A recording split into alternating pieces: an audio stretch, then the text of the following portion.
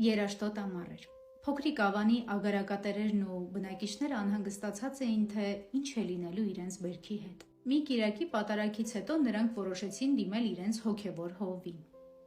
Տեր հայր, մենք պետք է մի բան մտածենք, հակառակ դեպքում կկորցնենք բերքը։ Այն ամենն ինչ ձեզանից պահանջվում է, աղոթելն է։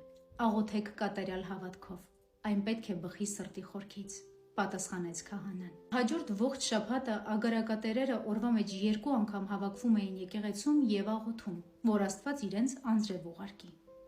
Կիրակի օրը նրանք նորից գնացին եկեղեցի քահանայի մոտ։ Տեր հայր, ոչինչ չի ստացվում։ Մենք ամեն օր բոլորով հավաքվում ենք եւ աղոթում, բայց անձրև չկա ու չկա, ասացին նրանք։ Դուք իսկապես կատարյալ հավատքով եք աղոթել, հարցրեց նրանց քահանան։